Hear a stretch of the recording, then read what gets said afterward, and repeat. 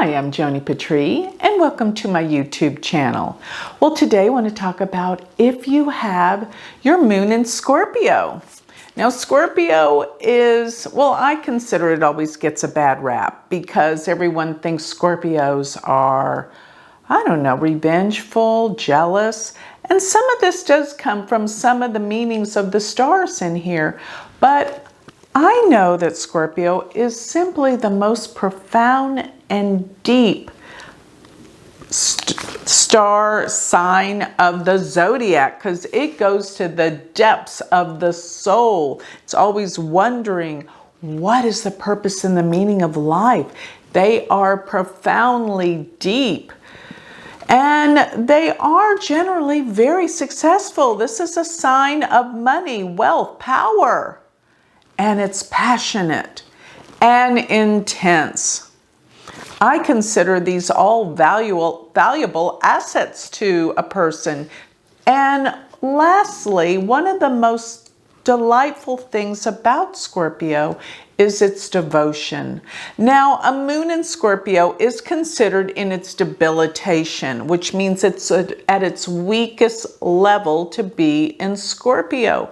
But don't forget, this sign deals so much with spirituality because it is really relative to the 8th sign or the 8th house in the zodiac, which deals with this depth, psychology, deep meaning, obsessiveness, a quality of really wanting to research, understand things, and come to the core and essence of life. This is profound.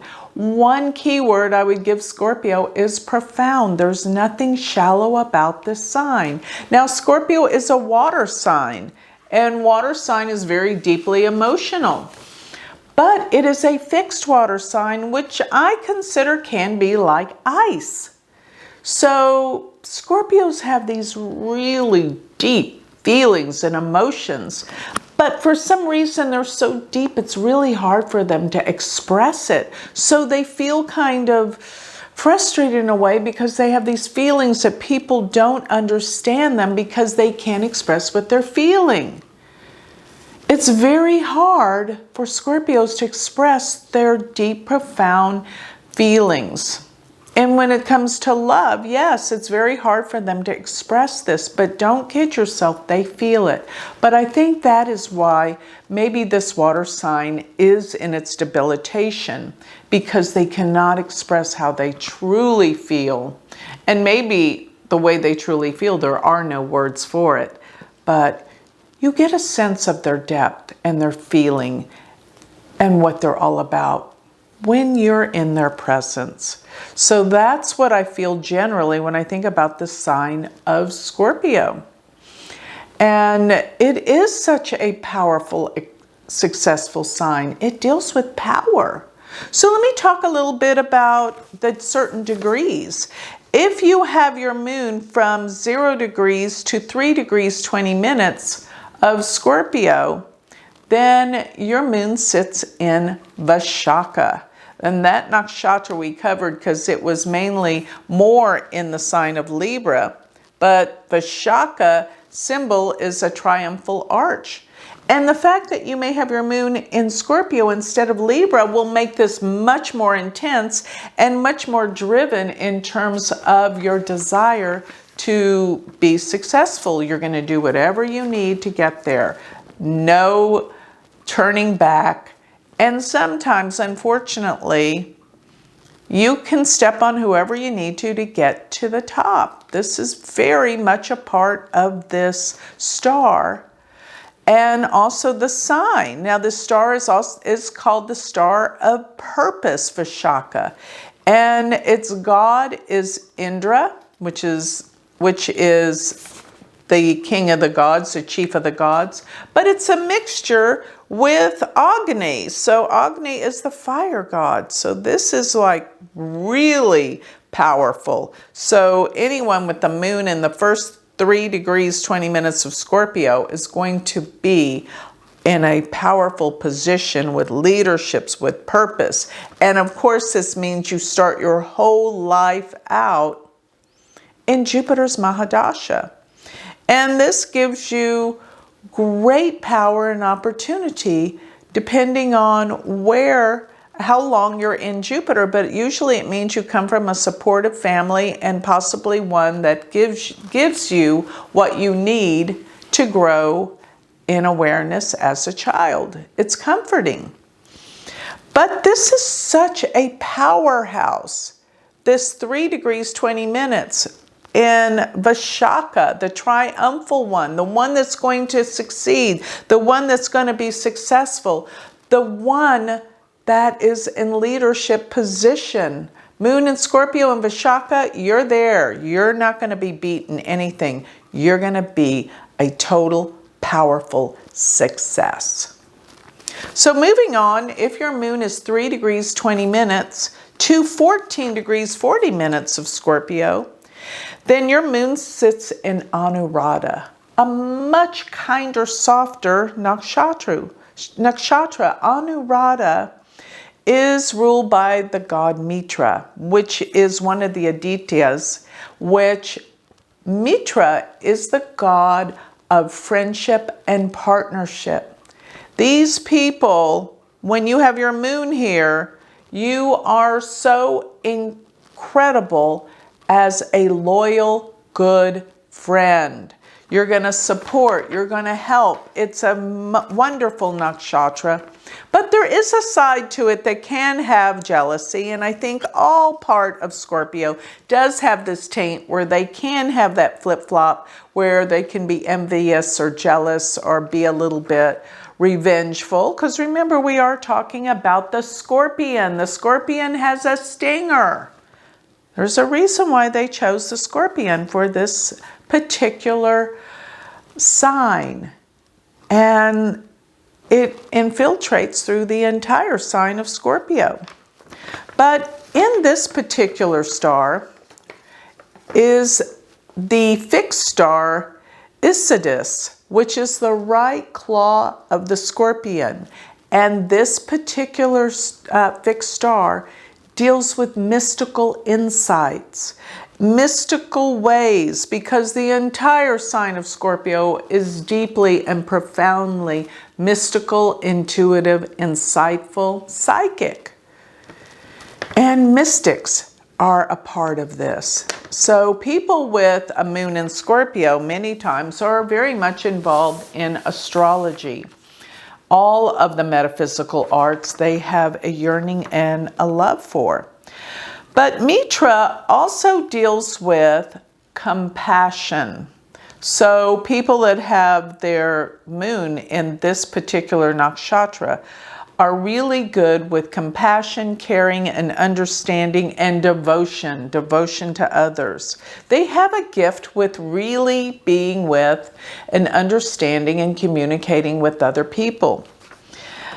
But here's an interesting twist. Many of them, not all, but many of them have difficult relationships with their mother.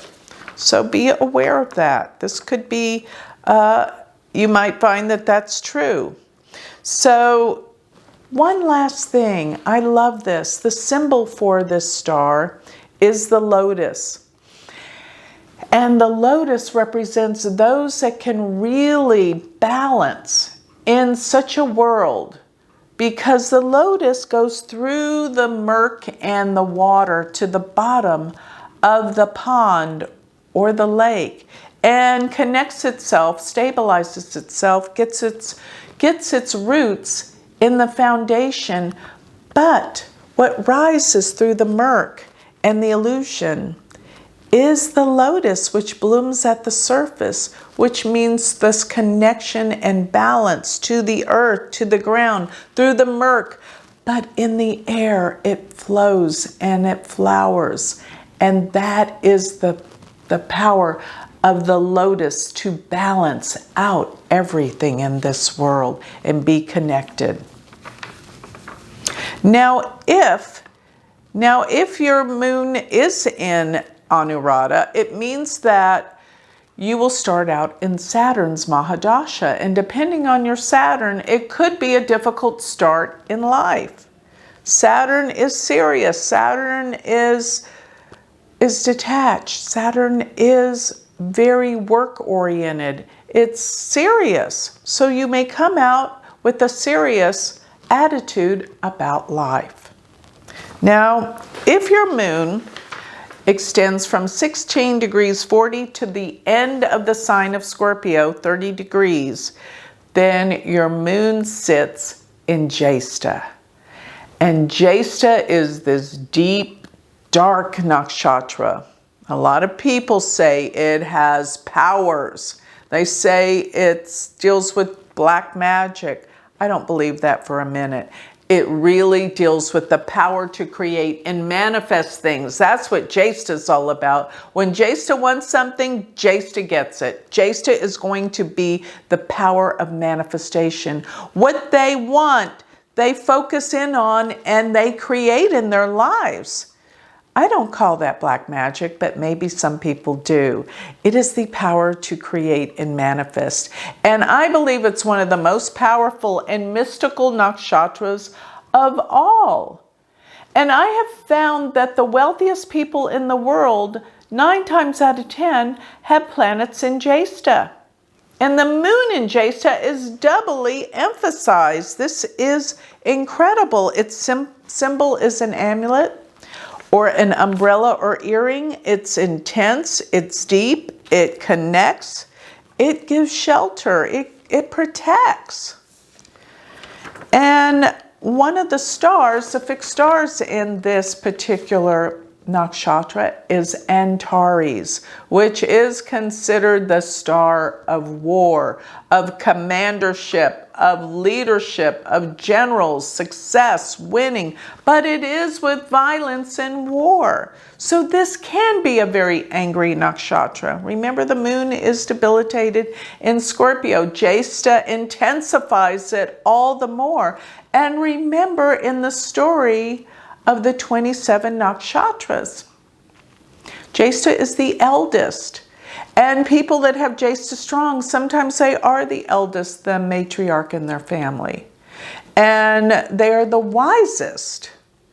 They have great wisdom from age. And that's not given. This is earned. They are powerful and they are wise. But wise with wisdom from the years. But going back to the myth, where Soma, the moon, would travel through all the 27 nakshatras for a day, and of course stayed a little bit longer in Taurus. And this was where, well, you could say, I'm not going to say it's the youngest, but in that particular nakshatra, which is Rohini, where the moon stayed longer, Jyeshta became jealous and told on the moon to the gods. And the gods cast a spell on Soma, saying that he would die. But the 27 sisters freaked out and says, no, we don't want him to die. So they adjusted it so that the moon would die but come back. And that's where we have the waxing and waning moon, where the light of the moon recedes but comes back. But it was all in this tizzy that Jyeshta became jealous of Rohini, because Rohini was more sensual and Jyeshta was probably older. And because of this whole myth, Jyeshta has the connotation of the eldest and one that may be jealous, maybe of the youngest and the youngest one's attractive powers. So this is about jealousy. And I find, you will find this to be so true, that people that have their moon or planets in Jyeshta, I found it to be a little bit the opposite of what the books say. From my experience, I find people with planets in Jyeshta have people jealous of them somehow, very jealous of them. And they will, in essence, have to deal with jealousies throughout their life. And many of them don't even realize that this is what people, how and why people turn on them, but it is because of jealousy. So you see, the whole sign of Scorpio is kind of somehow entrenched with these senses of acquiring and successful, getting to where they want, but also dealing with the problems that haunt them with jealousy, either from themselves or from others. So with that, I hope you have a better understanding of the Gemini, of the Scorpio moon. But I wanted to add one last thing I forgot, that if your moon is in Jesta, you start out your life in Mercury's Mahadasha. Mercury is the mental quality, and therefore denoting that Jesta is incredibly intelligent, intense, and mental, very cognitive. This is part of this nakshatra as well. And when you start out in life, you'll be deemed as highly respected and intelligent as a child. So now I want to close. Remember, if you want to learn Vedic astrology, if this piqued your interest, check out my university. And we have a new start date, January 10th, 2022. But check it out. Go to universityofvedicastrology.com. Become part of our astrological community. And remember, if you want to receive my free newsletter, go to my website, galacticcenter.org, and sign up, get my free newsletter, and notice my new spiritual jewelry, and much of it that I have designed personally myself with my spiritual emblem for the Galactic Center. So with that, I'll close. Thank you.